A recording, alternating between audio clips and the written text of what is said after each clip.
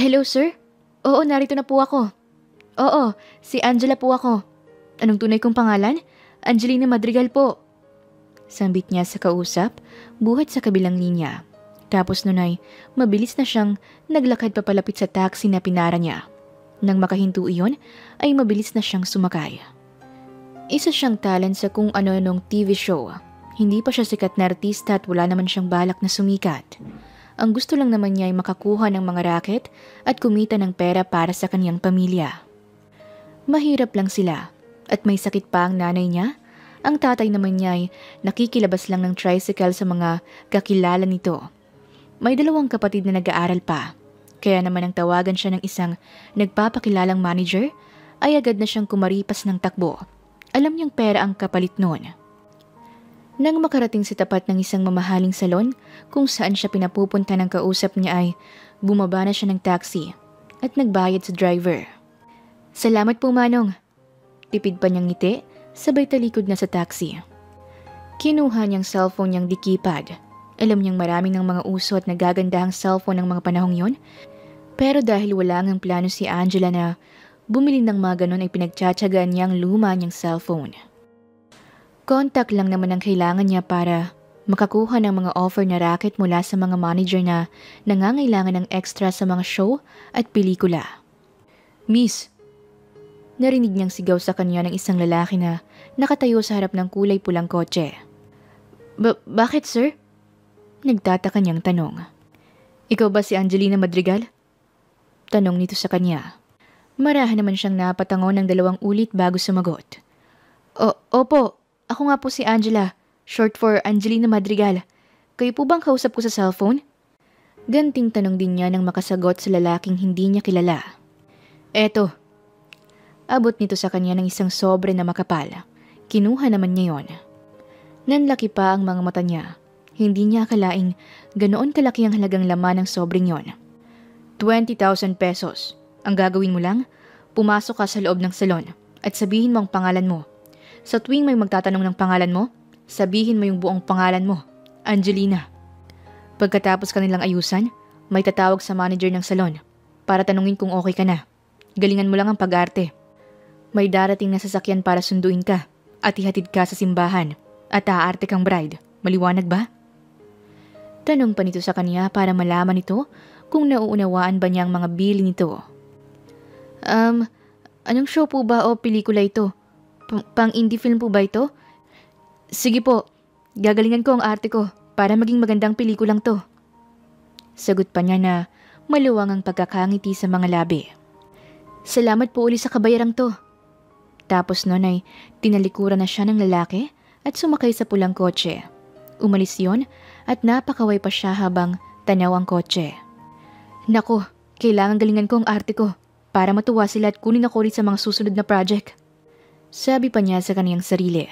Pumasok na siya sa loob ng salon at binanggit ang kaniyang buong pangalan. Nagulat siya nang iginiya siya sa isa sa mga banyo ng salon. Pinaligo siya ng isa sa mga staff na naroon. Matapos ang 30 minutes ay lumabas na siya ng banyo. May nakaabang na palang mga staff doon. Nagtataka man siya sa mga ginagawa sa kanya ng mga ito. Naisip na lamang niya na maaaring may mga hidden camera na doon at kinukuhanan ng mga kilos niya at galaw at bawat salitang sasabihin niya. Hindi na lang siya kumibo. Hinayaan na lang niya na i-guide siya ng mga ito. Inayusan, minikapan, pedicure, manicure, lahat-lahat na ginawa sa kanya. Kahit na nagtataka, nanahimik pa rin siya. Dahil ang iniisip niya, kailangang maging worth it ang ibinayad sa kanya ng mga ito.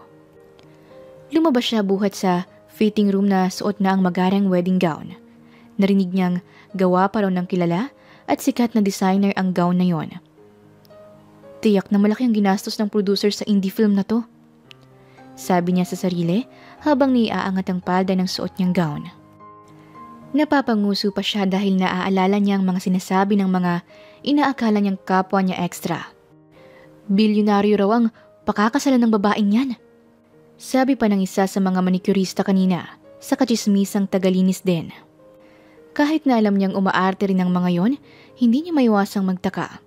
Sobra naman kasi ang effort para sa isang ekstrang tulad niya.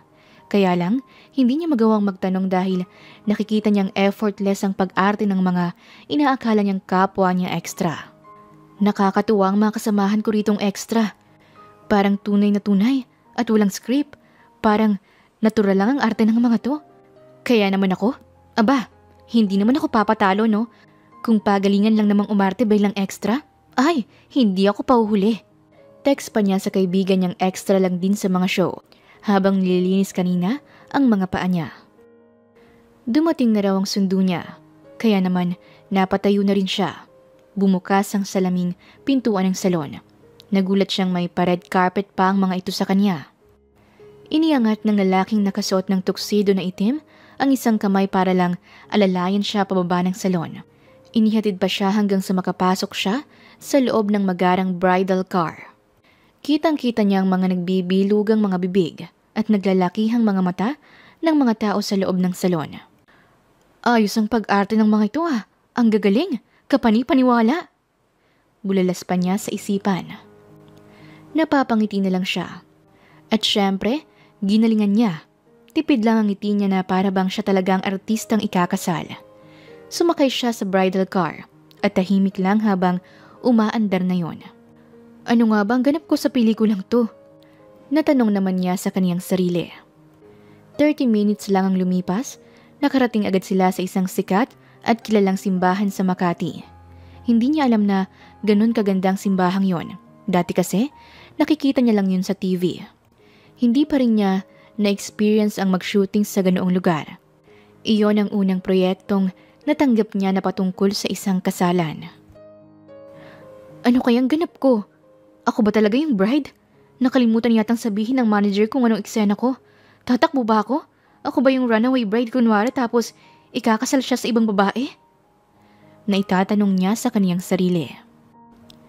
Naroon na siya at naglalakad patungo sa harap ng altar. Pilit niyang hinahanap iyong lalaking nagbigay sa kanya ng pera. Iyong inaakala niyang manager at naghahanap ng mga extra para sa mga indie film na tulad noon. Ngunit sa pagtataka niya ay tila ba lahat ng naroon ay mga taong hindi naman lumalabas sa TV. Kaunti na lang ay malapit na niyang maisip na isa yung tunay na kasalan. Chill ka lang, Angela. Go for the goal. Galingan ng pag-arte para sa datong. Kailangan ko lang umarte. Mamaya, tapos na to. Mukhang malaki ang bayad sa akin dito. Natutuwang bulalas pa niya sa kaniyang isipan. Hindi niya namalayang napapangiti siya at napansin iyon ng groom. Dahil doon ay naalis ang kabang nararamdaman niya. Pambihira, Angela. Iba na ba talagang nagagawa ng pera sa'yo? Bulalas na naman niya sa isipan. Ibang-iba kasi ang ambience ng buong simbahan. Alam niyang hindi pipitsuging kasal ang nagaganap ngayon at sobrang namamangha siya. Pero kapag naiisip niyang salapi, datong o pera, ay nawawala ang kahit na anong kaba sa kaniyang dibdib. Hindi niya namalayang nasa harapan na siya ng altar. At ilang sandali pa ay nasa harap na niya ang isang napakagwapong lalaki. Hindi niya mapigilang mapanganga sa taong kaharap. Ang gwapo naman ng lalaking to. Bagong artista ba siya? O baka naman modelo? Naitatanong niya sa kaniyang isipan. Ikaw babae, tinatanggap mo ba ang lalaking ito na iyong makakasama sa hirap at ginhawa? Po? Nagtataka niyang naitanong sa pare. Para pa siyang naguguluhan. Sandali lang po, Father. Maaari po bang makausap ko muna ang bride ko? Sambit ng lalaking nakatakda niyang pakasalan. Nang tumango ang pare, hinila siya nito sa isang gilid. Ayos ka lang ba? Tanong nito. Seryosong nakatingin sa kanya. Oo naman. Sagot niya kahit natensyonado siya. Hindi niya akalaing kakabahan siya ng ganon. Iyon ang unang beses na gumanap siya bilang bride. Ito kasing unang beses kong ikakasal sa mga role ko. Pasensya ka na. Nauutal pa niyang sagot ng pabulong din sa binatang akala niya ay artista ring katulad niya. Napatitig naman sa kaniyang binata. Nagtaka ito. Bakit nagkaganyan ang boses mo? Nagtataka nitong tanong. Ha? Bakit? May nagbago ba sa boses ko? Naku, pangit ba ang dating nito sa kamera? Nagpalingalinga pa siya. Hinanap niya kung saan inilagay ang kamerang kumukuha sa kanila. Hindi mo ba alam na ikakasal ka? Natigilan naman siya at binulungan pa niya ang lalaki. Alam mo bang itong first time kong umarting bride? Ang laki kasi ng bayad eh. Pero baka mapagalitan tayo ni Direk nito kasi nag-uusap pa tayo. Inosenteng tanong pa niya sa binata. Tumikhim na lamang ang binata. Tapos ay binulungan siya. Oo ka lang ng oo, okay? Sambit nito. Napatango naman siya at kahit naguguluhan ay sinunod niya ang akala niyang payo ng isang tunay na artista. Mahaba-haba ang sermon ng pare. Muntik na siyang makatulog dahil nga puyat din siya at galing sa naunang taping. Ngunit maya-maya pa ay narinig niya ang sinabi ng paring, "You may kiss the bride." Nanlaki ang mga mata niya nang humarap sa kaniyang lalaking narinig niyang ang pangalan ay Charlie. Itinaas nito ang belo na tumatakip sa buong mukha niya at nanlalaki ang mga mata niya habang nakatitig sa kaniyang binata. "Huwag mo kong halikan. Wala sa usapan to." Pabulong niyang salita sa lalaking nakatitig lang sa kaniya. Ngunit seryoso ito at tuluyan na nga siyang hinalikan sa mga labi. Nagulat siya dahil hindi simpleng halik ang ginawad nito sa kanya. Iyon ang unang beses na nahalikan siya pero wala siyang magawa kundi ang tanggapin yon kahit na wala sa usapan ang ganon. Gusto sana niya itong suntukin, sampalin, kung hindi nga lang niya naiisip na baka bawiin ang perang ibinayad sa kanya.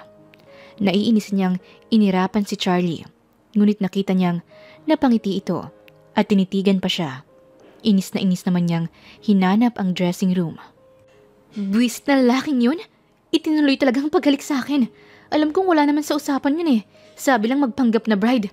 Ay nako. Naibulalas pa niya sa sarili. Nagsisisi siyang tinanggap ang role na yon. Nakalimutan niyang kasali nga pala sa pagiging bride ang mahalikan. "Mrs. Sandoval."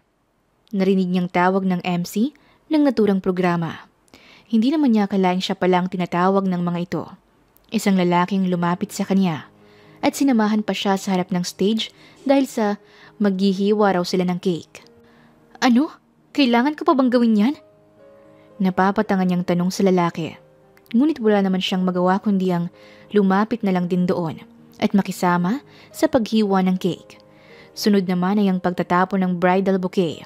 Napipilitang ngumiti siya at walang ganang ibinalibag iyon.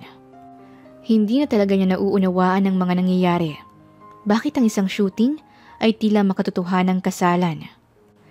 Nang matapos ang lahat ng programa mula sa kasalan sa simbahan at kainan sa reception, nagtataka siya dahil nag-uuwian ang mga bisita. Ngunit sila ay naroon pa rin sa hotel. Naiinitan na rin siya sa suot niyang gown. Gusto na niyang magpalit ng damit.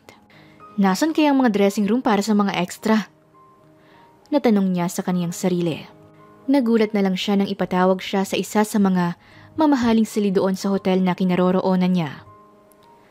"Ma'am, pinapatawag po kayo ni Sir Charlie," sabi sa kanya nung lalaking kanina'y sumundo sa kanya. Sandali lang kuya, asan bang dressing room ng mga extra?" Tanong niya pa sa lalaki. "Ano po? Anong extra?" Nagtataka ring tanong nito sa kanya. Di bali na nga. Yung artistang si Charlie na nga lang ang tatanungin ko. Nasaan na nga ba siya? Tanong na lang niya. Tingin kasi niya ay wala itong alam sa kanyang itinatanong. Nagtataka naman siya kung palabas ang ginagawa nila. Dapat lahat ng staff doon ay alam kung saan ang mga dressing room para sa mga tulad niyang extra. Nagtataka rin siyang wala man lang ni isang cameraman o anumang mga equipment ng mga nagsushooting. Nagulat siya nang ihatid siya nito sa isang malaking silid at naroon ang buong pamilya ni Charlie Sandoval. "Oh, narito na palang bride mo, iho. Si Angelina. Tama ako, di ba?" Tanong ng mama ni Charlie na si Mrs. Cecil Sandoval at naroon din ang ama nitong si Mr. Carl Sandoval. "Opo, mama. Angelina, halika rito." Angela na lang para maiksi. Angela ang nickname ko." Sambit pa niya. "Oo, halika rito sa tabi ko, sweetie. Alam mong itong sinapapat mo, ma? Matagal ka na nilang gustong makilala. Alam mo bang hinihintay din nilang makakita ako bago nila anyayahan ka? Ang tagal mo sa Canada. Yung mga parents mo, hindi ba darating sila sa susunod na buwan?"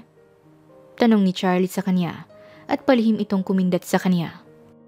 Naunawaan naman niya at naisip na hindi pa tapos ang kanilang shooting. Oo, galing nga akong Canada. Ang lamig nga doon. Yung mama at papa ko? Opo, next month po ang dating nila.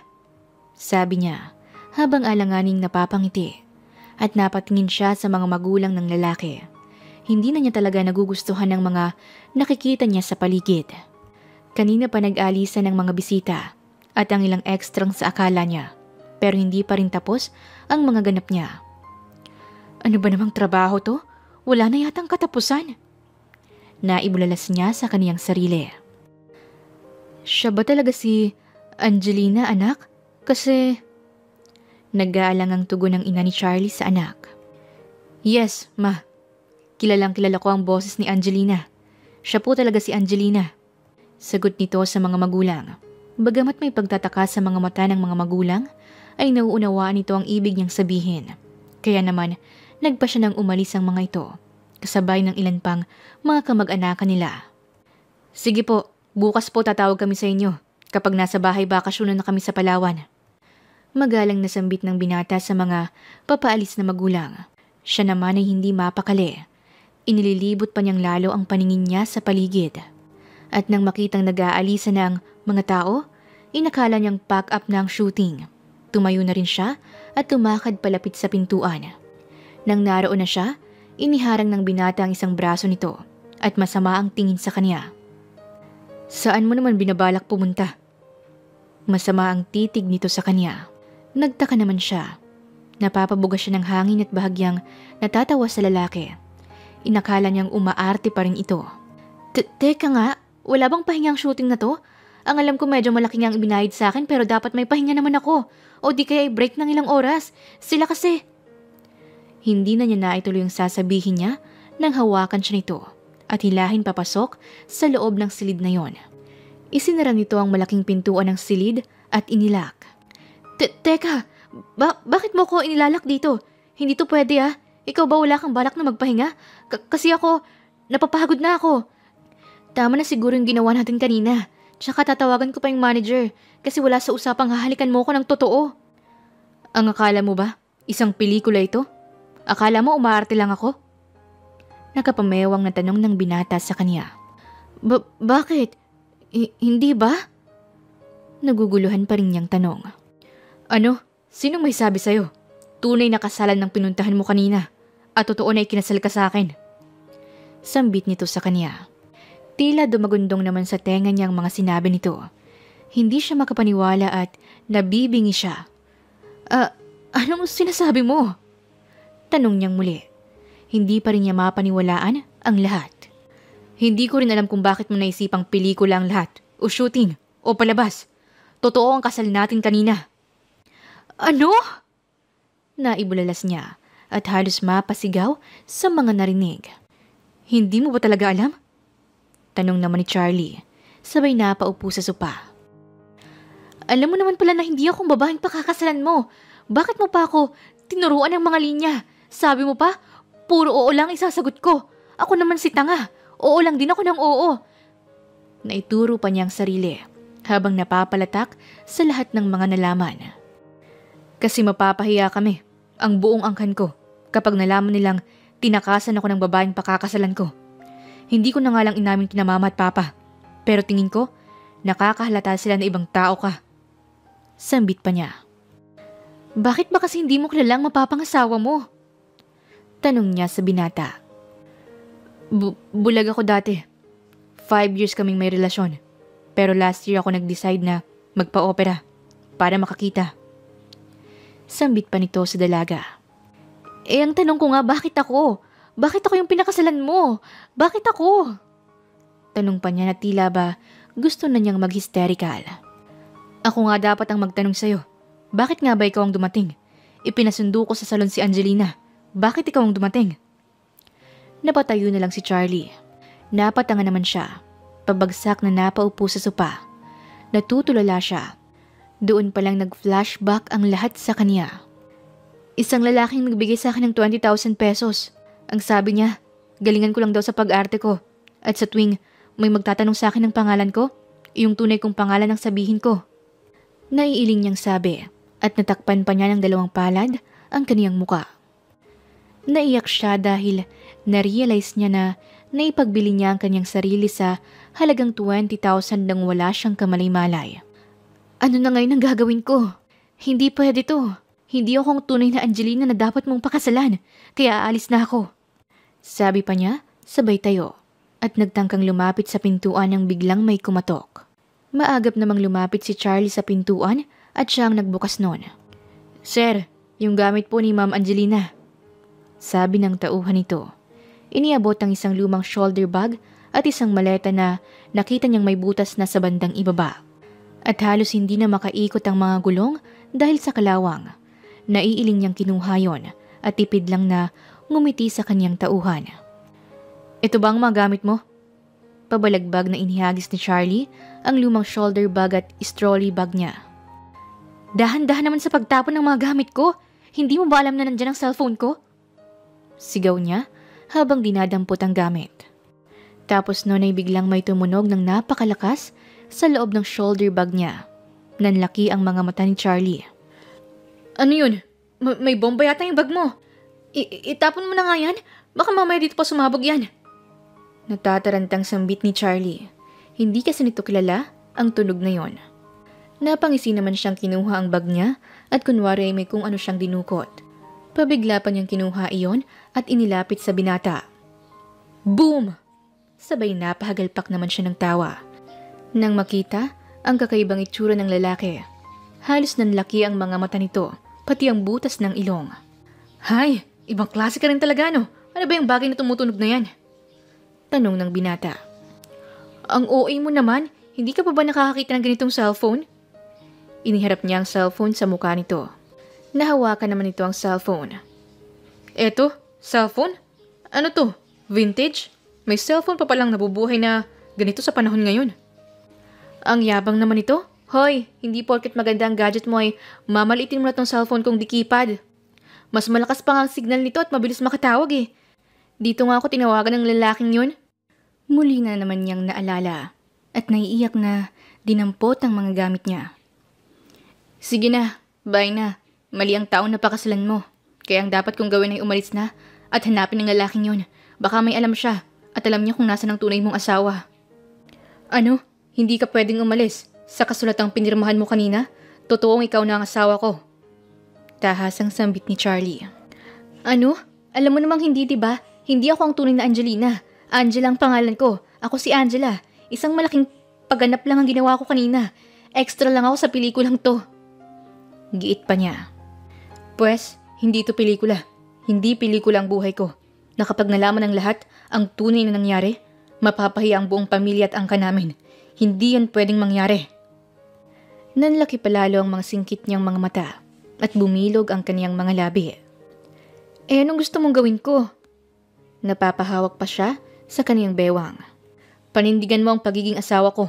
Bukas, aalis tayo para sa honeymoon natin, kaya hindi ka aalis. Ay, hindi naman yata tama yan.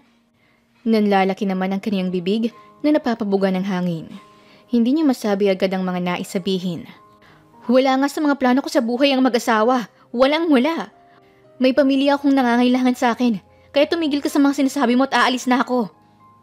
Hinablot siya ni Charlie at pabagsak na pinaupo sa sopa. Sinabi ng hindi. Gusto mong idemanda kita sa kasong pagpapanggap? May mga kasabot ka eh. Kaya kong palabasin na nagpapanggap ka at niloko ako. Dati akong bulag. Kaya hindi ko alam kung anong itsura ng nobya ko. Pwede kong palabasin na may ginawa ka sa kanya para lang makuha mo ang pagkatao niya. Nakapamaywang pa itong nagbabanta sa kanya. Ang kapal! Ako pa ngayon ang may kasalanan?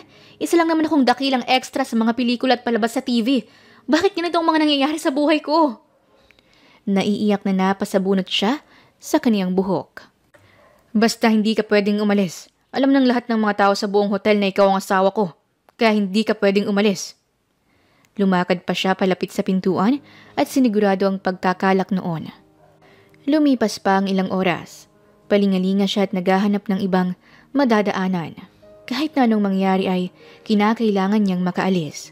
Hindi siya pwedeng makulong sa isang pangyayari na hindi na niya malalabasan kahit na kailan. It's now or never.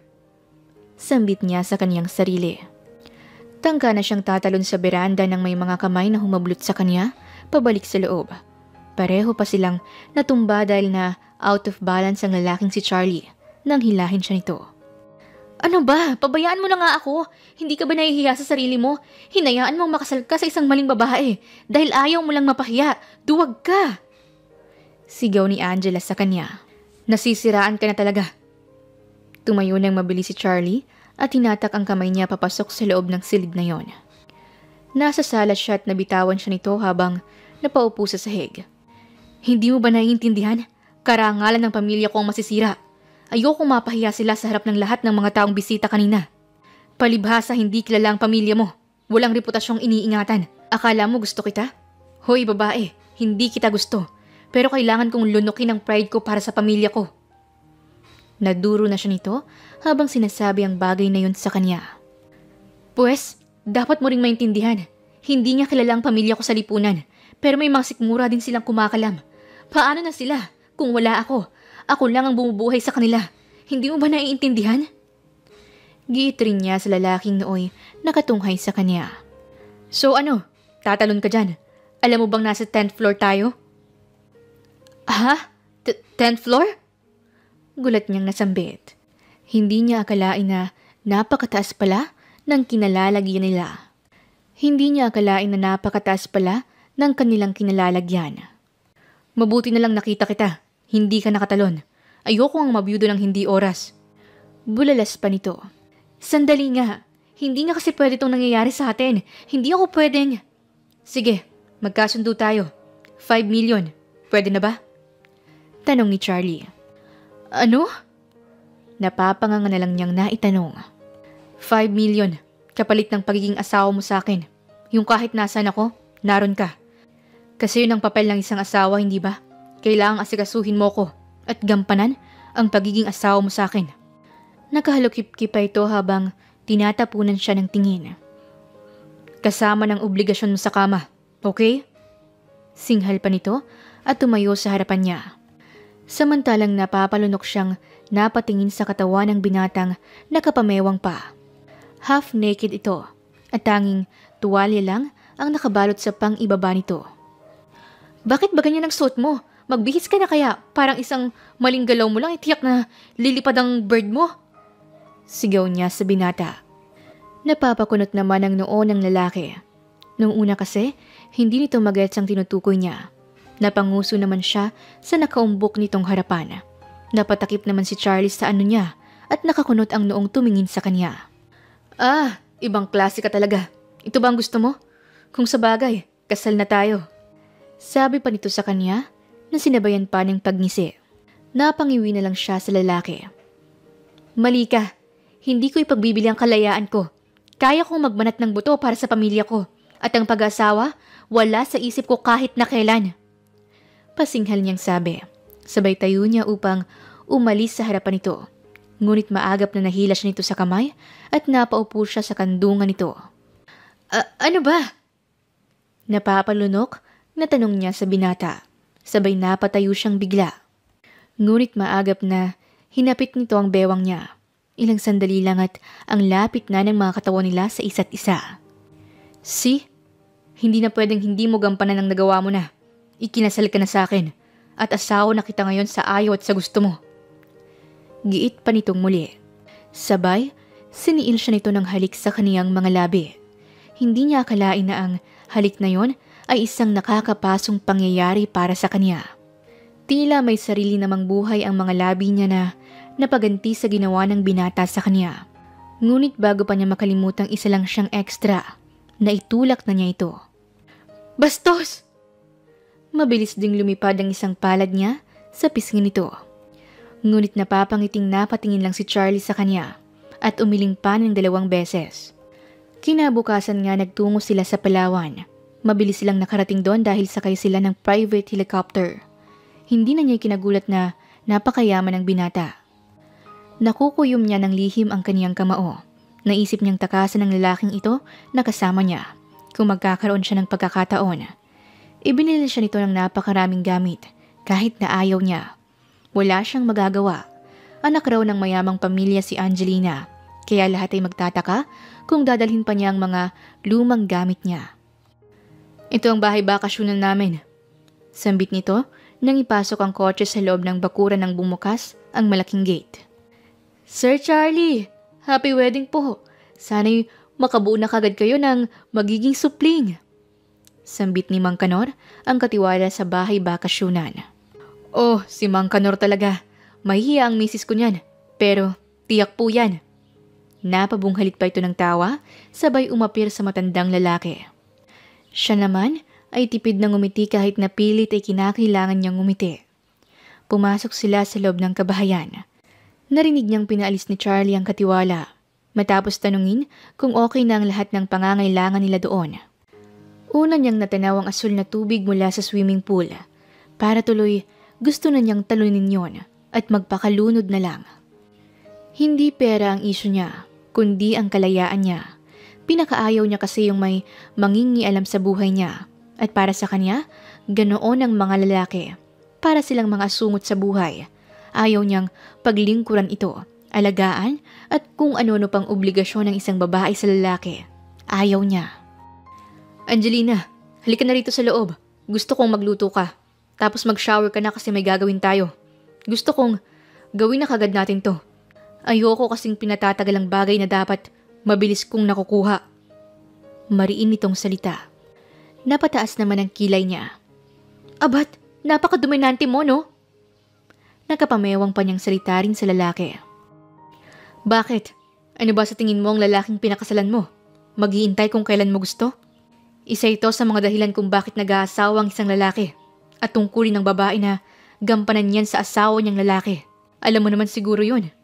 Yung mga magbo-boyfriend nga, grabe ng paglingkuran ng mga girlfriend nila. Tayo pa kayang mag-asawa na? Binigyang diin pa nito ang huling salitang sinabi. Bakit? Kasama ba sa sinasabi mong 5 million ng katawan ko?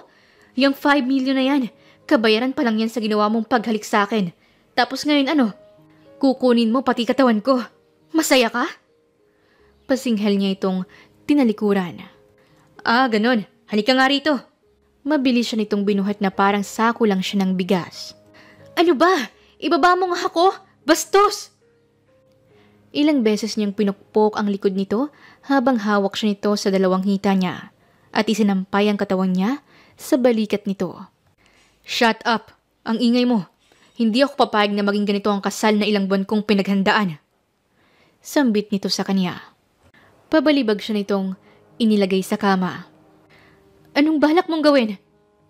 Naniningkit pang lalo ang kaniyang mga mata habang tinititigan ng binata. Ngunit nakita niyang naghubad ito ng t-shirt, kaya naman ilang ulit siyang napalunok. Naiiling ng ilang beses. Hoy! Hindi natin pwedeng gawin ang gusto mong yan! Hindi ako papayag! Hindi ako papayag! Sigaw pa niya. Mariin siyang napapikit. Ngunit ilang minuto pang pinakiramdaman niya, ay dahan-dahan siyang dumilat. Nakita niyang humigang padapa ang binata. Anong ginagawa mo? Nagtataka niyang tanong. Ano ba sa akala mo? Di nakadapa. Sagot nito. Bakit ka nakadapa? Tanong ulit niya. Kasi gusto kong magpahinga. Manahim ka lang kahit sandali. Ang daldal mo. Sambit nito. Napatanga naman siya. Taliwas sa inaakala niya ang ginawa nito. Pansamantala siyang nakahinga ng maluwag.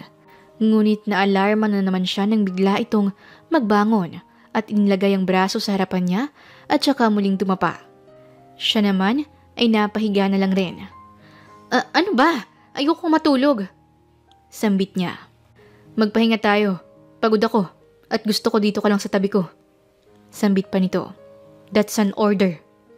Dugtong nito. Ang akala ko ba magluluto ako ng hapunan? Naiinis na niyang tanong. Ngunit naninigas ang katawan niya dahil nga nakadagaan ang maskuladong braso nito sa ibabaw ng kanyang dibdib. At halos nasasakal na siya nito sa mga matitipunong muscle. Mga 10 minuto na niyang pinakikiramdaman kung nakatulog na ito. Dahan-dahan niyang iniaangat ang braso nito. Nais niya kasing bumangon at magtangkang tumakas. Kaya lang ay umiba pa ito ng kilos at lalo pa siyang niyakap. Huwag kang malikot. Hayaan mo, wala akong gagawin sa'yo ngayon. Pagbibigyan muna kita. Pero sa mga susunod na araw, wala ka nang magagawa kapag ginusto ko. Bulong nito sa kanya. Napapikit naman siya at tila ba siya ay kinoryente ng madama niya ang hininga nito sa kaniyang leeg. Ang galing mo rin oh. Wala naman akong kasalanan sa'yo. Pero ako pa yung dapat matakot at magdusa. Trabaho lang naman ang hinahanap ko. Grabe. Naiiling niyang nasambit. Hindi mo ko pwedeng iwan. Asawa na kita. Kaya akin ka na. Pwede ba wag kang dominante? Kahit na sinong babae maiinis kung ganyan ang ugali mo. Kaya ka siguro hindi sinipot ng girlfriend mo eh. Yung totoong Angelina. Sa ganito ako. Mayaman ako. At lahat ng bagay na gustuhin ko nakukuha ko. Ang pagiging dominante, likas na sa akin yan. Hindi mo mababago yon. Mahinang sagot ni Charlie sa kanya. Malalim na buntong hininga na lang ang kaniyang pinakawalan. Lumipas ang oras at hindi niya namalayang nakatulog na rin pala siya. Kinabukasan ay namasyal sila sa buong Palawan. Halos suyuri na nila ang lahat ng mga magagandang lugar sa Palawan. Ilan sa mga pinuntahan nila ang mga amusement park at ilang mga arcade games sa loob ng ilang mall doon. Nagtataka lang siya dahil sa ilang araw na nilang ginagawa ang tila pagsasayang ng oras at pera para sa kanya ay napansin niyang hindi sila nagpupunta sa mga beach or island sa lugar na yon.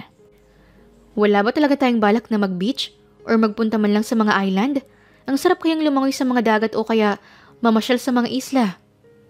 Nagtataka niyang tanong kay Charlie. Wala, dito lang tayo. Kakain at maglalaro. Sambit nito sa kanya. Hindi tayo aalis dito hanggat hindi ako nakakakuha ng laruan or stuffed toys dito sa machine na to. Naiinis pang pinukpok nito ang isang arcade claw machine. Hoy, ano ba? Huwag mong ganyanin yan. Mamaya masirang pa yan eh. Saway niya sa binatang tila nag-iisip bata naman. Nakakainis. Naubos ng token ko. Wala man lang akong makuha. Madaya yata to eh. Sisirain ko to. Sambit pa ni Charlie na patuloy na pinupukpok ang machine. Tumigil ka na nga. Akin na nga yung token mo. Pero dapat may kapalit. Dapat, i-promise mo na pupunta tayo sa magandang beach resort o kaya mamamasyal tayo sa island. Sige nga, Aber. Kung kaya mong makakuha ng 5 sunod-sunod na stuffed toy dyan, pati doon sa ibang machine, pagbibigyan kita. Napahalukip-kip na ito habang nakatingin ng seryoso sa kanya. Okay, call. Basta't siguraduhin mo. Ako pang hinamon mo ha. Batang tambay yata to sa mga arcade sa lugar namin no. Mayabang nasambit niya sa binata. Nanlaki naman ang mga mata nito nang magsimula siya at nakakuha siya ng ilang peraso ng laruan. Lumipat pa sila sa ibang claw machine at nakakuha na naman siya. Wow! Ang galing mo palang kumuha ng mga ganyan. Napapaakbay pa ito sa kanya. Hinawakan siya nito sa kaniyang kamay ng pa-holding hands at inaya na siyang lumabas matapos kunin ang mga nakuha nilang premyo. Oh, saan naman tayo pupunta? Tanong niya rito. Kakain na tayo. Nagugutom ako eh. Sabi nito na parang batang humawak pa sa tiyan. Napapasunod na lang siya habang mahigpit siya nitong hawak sa kaniyang palad. Napapakurap naman siya. Para tuloy nakakaramdam siya ng kakaiba sa kanyang sarili. Ang pakiramdam niya, napaka-protective nito sa kanya at ayaw nitong nahihiwalay siya rito. Marami silang nakitang magagandang lugar. Tinupad rin nito ang hiling niyang magpunta sila sa isa sa mga beach resort doon. Ngunit hindi inaasahan ni Charlie na may kamag-anak na makakakita sa kanila. Iyon pang mga lalaking pinsan nito na madalas mambuli sa binata noong bulag pa ito. Oh, Charlie, hindi namin nakalain na dito pa tayo pagtatagpuin ng tadhana. Nakangiting sambit ni Troy. Habang sinisipat naman siya ng tingin mula ulo hanggang paa. Mabuti na lang at maayos ang swimsuit na suot niya. Hindi rin naman papatalo ang maganda at makinis niyang katawan. Siya nga pala, meron akong swimming party mamaya. Masusubukan natin kung marunong ka na bang lumangoy ulit. Sambit nito kay Charlie habang nakakalokong ngumisi. Oo naman. Marunong na ako. Sagot ni Charlie na medyo napatikim pa ng sumagot sa pinsan nito. Okay bro, kita-kits mamaya ha, sa Sandoval 5-star Hotel. Tapos nun, ay umakbay ito sa mga babaeng kasama nito na pawang mga nakatupis lang. Napaharap naman siya kay Charlie. Okay ka lang? Oo naman. Bakit mo naitanong? Wala lang. Halata kasing namutla ka ng konti nung nasa harap natin sila. Ano bang meron? Tanong niya. Wala lang yun. Siya nga pala. May swimsuit ka bang maganda? Pag-iiba nito ng usapan. Kahit na ito naman ang namili ng napakarami niyang swimsuit. Hay nako, makakalimutin. Ikaw nga di bang namili ng lahat? Kahit ngayong hindi ko type. May problema ka ba sa paglangoy? Kaya ba kung hindi pa kita pinilit mag-beach, hindi tayo pupunta rito? Napapatabingi ang ulo na tanong niya sa lalaki. Maginaw kasi, kailangan ko muna ng pampainit. Sabay kumindat na naman ito, na tila ba inaakit siya nito. Alam naman niyang hindi yun ang totoo. Nang gabi na, parang ayaw nitong pumunta sa swimming party ng pinsan nitong si Troy na nakakita sa kanila. Bakit ka nagkakaganyan? Tanong niya sa binata na tila ba matagal na silang magkakilala. Sa isang buwan na niya itong nakasama sa iisang bubong, para bang medyo nakuha na niya ang ugali nito at tila alam na niya kung papaano ito pakikisamahan. Madali naman kasi siyang makibagay dahil sa dami ng mga taong nakakasalamuha niya. Isang oras na silang naroon pero nakasando at simpleng short pa rin si Charlie. Nilapitan siya ng grupo ni na Troy at ngising aso ang mga ito na tinitingnan sila habang papalapit pa lang sa kanila. Oh Charlie, ano na? Mukhang hanggang ngayon ay may trauma ka pa rin sa tubig. Bakit? Takot ka bang maulit ang nakaraan? Ikaw ba naman ang mabulag ng ilang taon, Troy? Biruin mo, he was 18-year-old nang mangyari yon at dahil sa pagkalunod, nawalan siya ng paningin. Akalain mo, isang batikang swimmer, halimaw sa langoy ng bansag sa'yo dati. Ano ka ngayon Charlie the Great? Isang Charlie na bahag ng buntot? Nakangising salita nito at tinitingnan pa sila ng uuyam na tingin. Nagulat naman siya. Hindi niya inakalang maaaring mangyari yon na dahil sa pagkalunod ay maapektuhan ang paningin ng isang tao. Kung sa bagay, hindi naman niya alam ang mga posibleng nangyari ng mga panahong yon.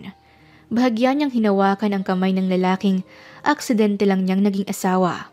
Bigla yata siyang nakadama ng awa para sa binata. Ngunit seryosong tingin ang ibinigay nito sa kanya na para bang nagsasabing hindi nito kailangan ng awa niya, kundi pang unawa. Halika na darling, doon na lang tayo sa ibang dako. Sabi niya, sabay hawak ng mahigpit sa kamay ng binata. Oy, hindi pwede, kasi may swimming race kami at pumayag na siya. Sabi pa ni Troy habang naghalukip-kip ang mga kamay nito. Ano? Kailan naman kayo nag-aya ng ganyan? Napahalukip-kip rin niyang tanong at tinasan pa ng kilay ang mayabang na si Troy. Huwag kang ang pakialamera. Ang akala mo siguro hindi ko alam ang sikreto niyong dalawa, no? Sambit nito sa kanya. Napatingin naman si Charlie sa pinsan. What do you mean? Nakakunot ang noo ni Charlie. Lumapit ang lalaki sa kanya at mayroong ibinulong. Umayos ka.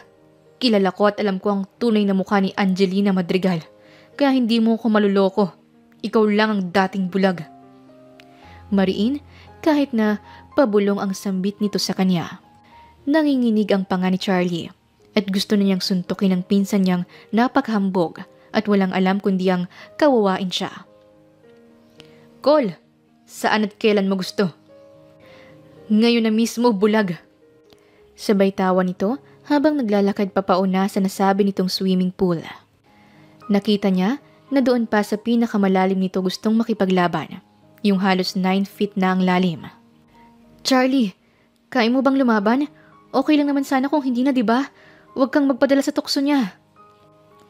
Kapag hindi ko ginawa, ipapahiya niya ako at ang buong pamilya ko. Ilalantad niya na huwad ka at impostora lang. Yang mga ganyang tao sinungaling. Manalo o matalo gagawin pa rin yung gusto nila. Kaya tayo na, huwag ka nang lumaban. Natatakot at nag-aalala niyang sambit kay Charlie. Hindi pwede. Ayokong mapahiya ka sa harap nilang lahat. Ikaw ang asawa ko. Ikaw ang pinakasalan ko. Hindi ka fake. Hindi ka nagpapanggap, okay? Mariin nitong salita sa kanya bago tuluyang tumalikod.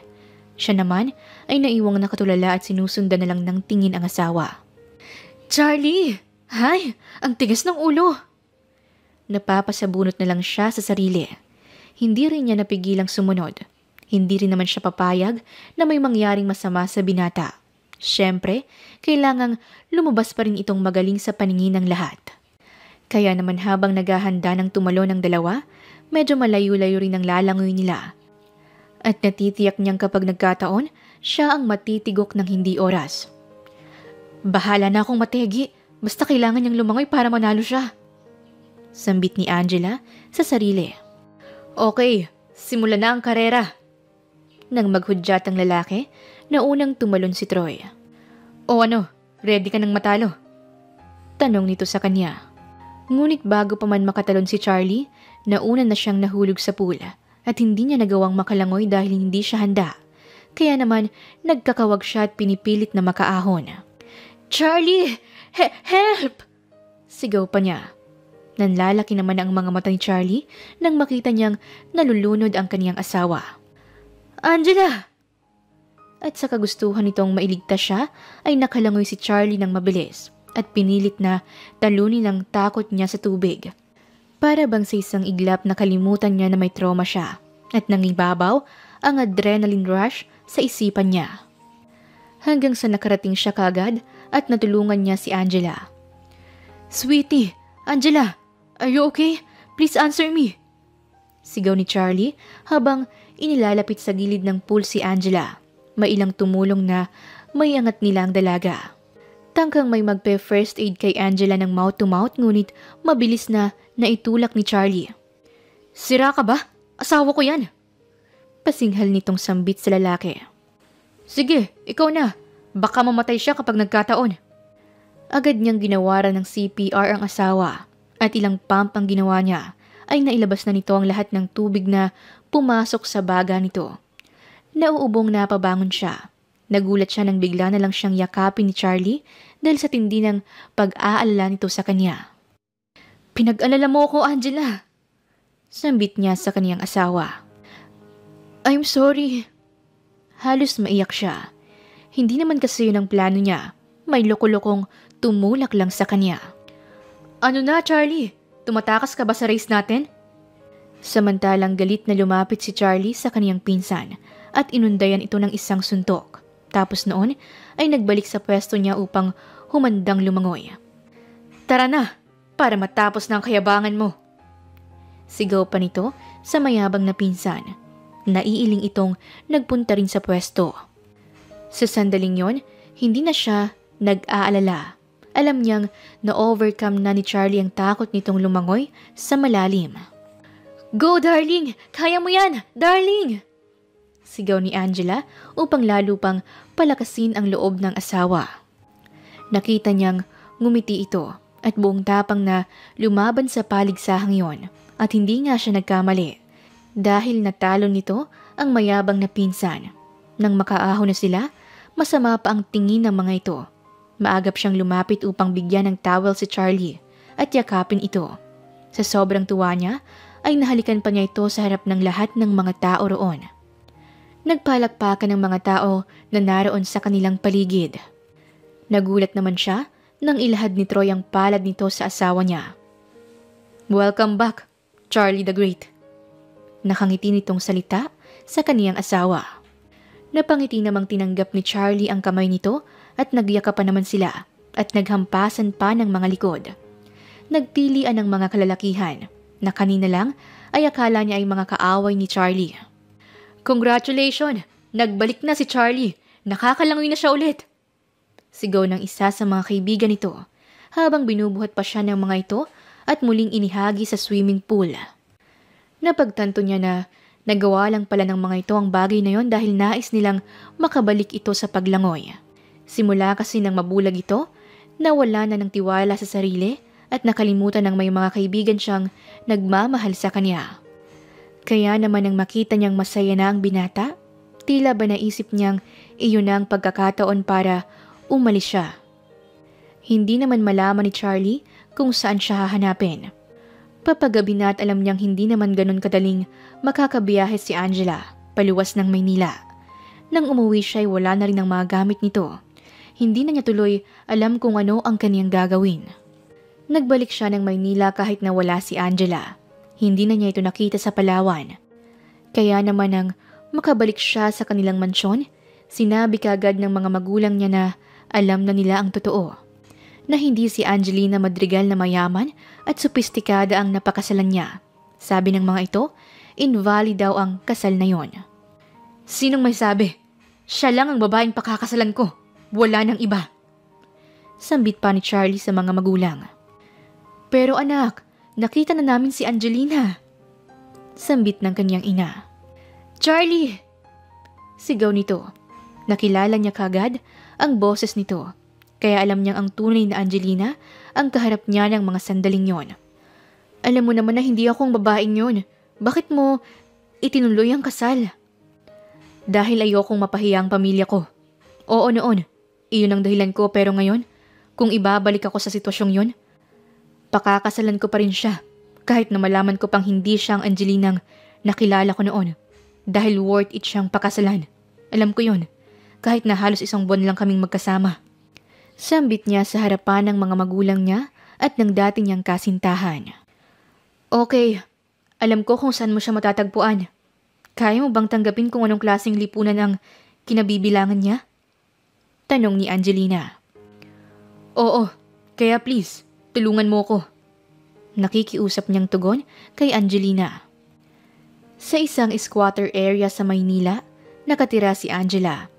Bilang mahirap lang ang kanilang pamilya, nakabalik naman siya gamit ang perang ibinayad sa kanya ng lalaking nag-recruit sa kanya. Ate, dapat kasi tinanggap mo na lang yung offer sa'yo ng mayaman na naging asawa mo eh. Sayang naman yun. Nangihinayang na salita ni Jen habang nakatunghay sa kanya. Mariin niyang kinukusot ang mga damit nila ng araw na yon. Matapos kasi ang inakala niyang indie film na nadaluhan niya, wala na siyang nakuhang racket magmula noon. Ay nako Jen, wag mo na nga akong kulitin. Pabayaan mo lang akong tumanggap ng labada. At least kikita pa rin tayo rito. Sambit pa niya habang mariing pinipiga ang damit. Pahiga niyang inihagis iyon sa isa sa mga palanggana. Nang may biglang tumawag sa kanya, isa sa mga kapitbahay nila at dating kasamahan sa pag-i-extra. Angela! Nako, dali, may racket tayo. Ikaw ang hinahanap ng recruiter ng mga talent. Ha? Ako? Next time na lang, parang wala na akong gana. Matapos akong magoyo ng ganyan. Mabuti pang maglaban na lang ako, wala pang pahamak. Sambit niya na hindi tumatayo man lang sa kanyang kinauupuang bangkito. Angela, sayang naman ang laki ng offer sa'yo. Basta raw umarte kang tindera at lalabanan ng mga gangster. Sige na, pumayag ka na. 20K ang ibabayad sa'yo. Pangungumbinsi pa nito sa kanya. Bakit ba kasi ako pang kailangan? Ang daming tao dyan sa labas, yung mga tambay na babae doon. Sambit pa niya. Eh, ikaw nga ang gusto at veterana ka na raw sa mga ganitong aktingan. Malay mo, yan ang break mo at sumikat ka na. Palatak pa ni Sylvia. O siya, magbibihis lang ako. Alam kong hindi mo ko titigilan pero wala akong balak na sumikat ha. Hanggang extra lang ako. Singhal pa niya rito kahit na nakatawa siya sa kaibigan. Nang makalabas siya, nakita nga nilang kumpulan na tila may shooting nga ng isang pelikula. Ano na naman ba ito? Bakit ba parang ang lapit ko sa mga indie film? Naiiling niyang naitanong sa kaibigan. Hayaan mo na, malaki bayad niyan. Halika na, dun tayo sa direktor. Sabi pa ni Sylvia. Nang makalapit na sila doon, ay bigla na lang lumapit sa kanya ang mga hindi kilalang lalaki. Ikaw ba si Angelina Madrigal? Tanong ng mga lalaking hindi niya kilala. Nako, parang kinakabahan ako ah. Angela po ang pangalan ko. Pasigaw niyang salita. Oo nga, ikaw nga si Angelina Madrigal, kaya sumama ka sa amin. Sabay buhat nito sa kanya at sa laki ng katawan nito hindi niya makuhang makawala. Kahit na anong panglalaban ang gawin niya. Sino ba kayo? Mga siraulo, bitawan niyo ako! Angela! Angela! Tulungan niyo siya! Ngunit, napapangiti ang kaibigan niyang kumaway na lang sa bandang huli. Good luck sa honeymoon! Mahina nitong sabi kahit napasigaw kunwari. Ate Sylvia, anong nangyari? Nasaan ang ate ko? Nako, hayaan mo na ang ate mo. Malaki na yun. Eto, may iniwang pera ang lalaking na pangasawa ng ate mo. sabi nito at sabay na nagtawanan. Samantalang nagkakawag pa rin si Angela na parang isang sako ng bigas siyang isinalpak sa loob ng van. Nakaupo roon ang isang lalaking naka-cross legs pa at nakasuot ng black shade. Ano bang ibig nitong sabihin? Ngunit hindi siya pinansin nito at sumenyas lang sa driver na paandarin ng sasakyan. Pinagahampas niya ang lalaki. Hindi niya ito kagad nakilala. Aray! Ano bang bigat naman ng kamay mo? Pasinghal nitong sitas sa kanya. Ikaw? Natutulala niyang nasabi. Oo, ako nga. Matapos mo kong iwan ng walang pasabi. Nagulo na ang buhay ko. Naging isa na akong mafia. Seryoso nitong salita. Ano? Huwag kang nga nagsisinungaling. Kaya sa ayaw at sa gusto mo, tuloy na ang honeymoon natin at hindi ka na makakatanggi dahil bubuntisin na kita. Napapanganga naman siya sa sinabi nito at hindi siya makapaniwala sa mga nasasabi nito. So sa tingin mo, magpapabuntis ako ha? Aba, sumusobra ka na ha? Ikaw na nga itong nang iwan sa akin sa honeymoon natin. Ikaw pa ang galit.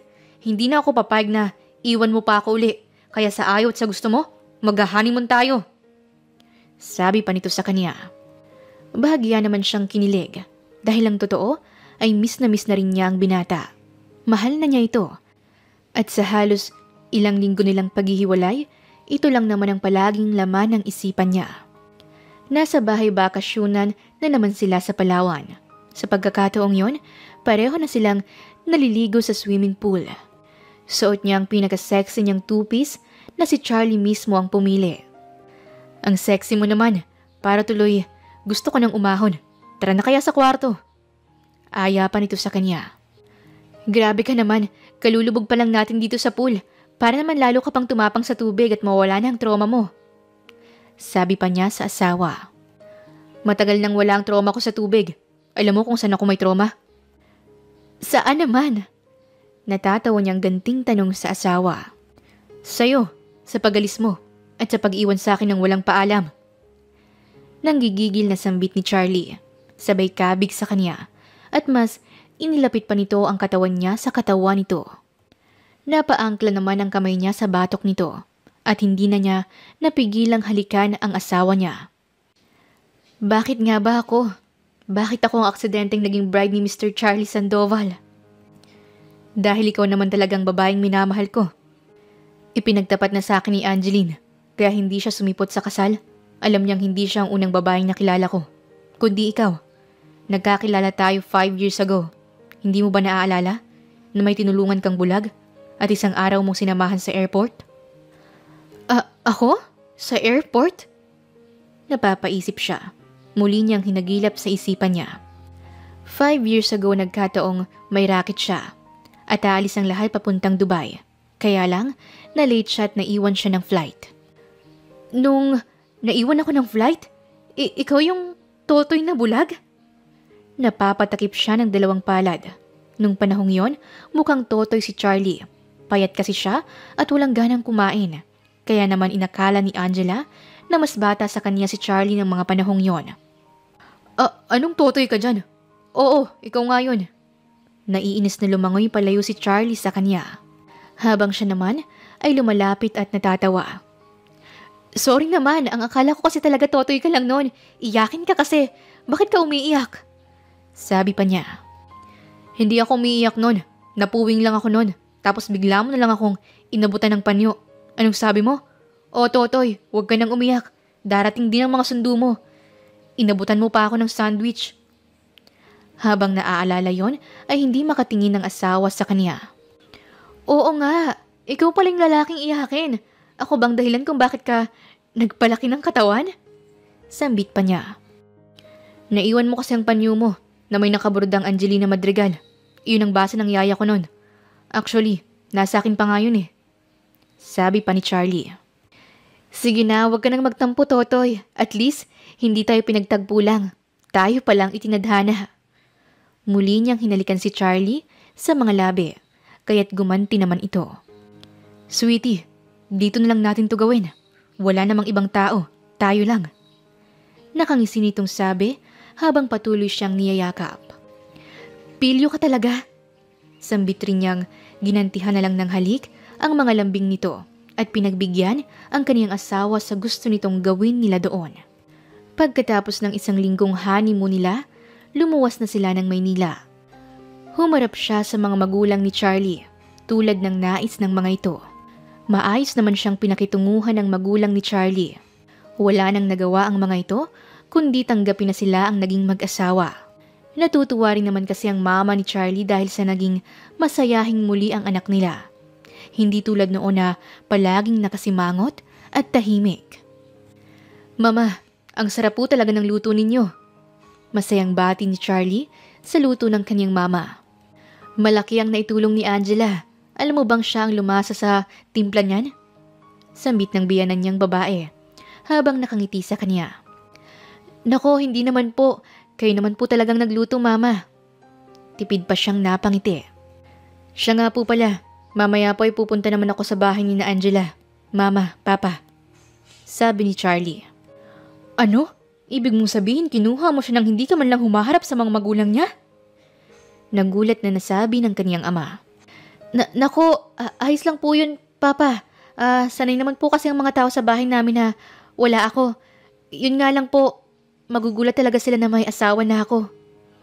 Sabi pa niya na napayuko. "Hindi pwede yan. Dahil dyan, mag-stay ka ng 1 buwan doon at pagsilbihan mo rin ang mga biyanan mo. Hindi pwede yung ginagawa mo." May otoridad na sabi ni Mr. Sandoval na ama ni Charlie. "Opo, Papa. Gagawin ko po yan." Sagot naman ni Charlie na tila handa na sa kahihinat na nila sa pamilya ni Angela. Isang malaking itak ang inilabas ng kaniyang ama nang nasa labas na sila ng bahay nila. Siyempre, dahil nasa squatter area sila at palaging maraming tao, kitang-kita ng lahat ng mga tao ang eksenang yon na animoy pang pelikula. "Hindi ko naman akalain na may tatay ka palang action star." Napapatago sa likuran niyang bulalas ni Charlie. "Ano? Bubuntisin mo ang anak ko at ipinadukot mo pa? Ang lakas naman ng loob mong humarap pa sa akin. Sino ka ba?" Sigaw ng kaniyang ama na inilabas pa ang mahaba nitong espada. "Tay, ayun na naman po kayo eh. Piling nyo naman kayong kanang kami ng sikat na action star." Sigaw rin ni Angela sa kaniyang ama. "Hoy, Tasyo! Hindi ka ba titigil sa pananakot sa asawa ng apo ko? Ihahampas ko sa iyo aring kawaling sing itim ng mukha mo ang puwitan nito." Sigaw ng lola niya. Maya-maya pa ay isa-isa nang naglalabasan ng ilang pangkamag-anakan nila. "Ano ba yan, Kuyang Tasyo?" Sigaw naman ng tiyuhin niya. Yun ba yung nagpadukot kay Angela?"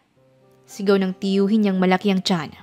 "Hindi ko akalaing pamilya kayo ng mga nakakatakot na karakter sa lumang pelikula. Yung bang panahon pa ni Bruce Lee." Pabulong na naibulalas ni Charlie kay Angela. Dahil doon ay napahagalpak naman ng tawa si Angela sa kaniyang asawa. Nagtingin na ng lahat dahil sa malakas niyang pagtawa. "Tumigil na nga po kayo. Nakita niyo po ba kung gaano na namumutla ang asawa ko?" Sambit pa niya sa kaniyang mga kapamilya. Nang makita nga nilang putlang-putla na si Charlie, ay nagtawanan na ang mga ito. Umangkla ang isang braso ng kaniyang ama sa leeg ni Charlie.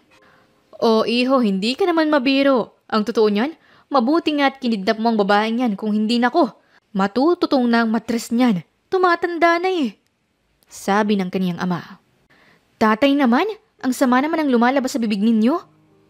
Hinila niya ang asawa niya at iginiya sa loob ng maliit nilang bahay. "Maliit lang ang bahay namin pero malinis naman."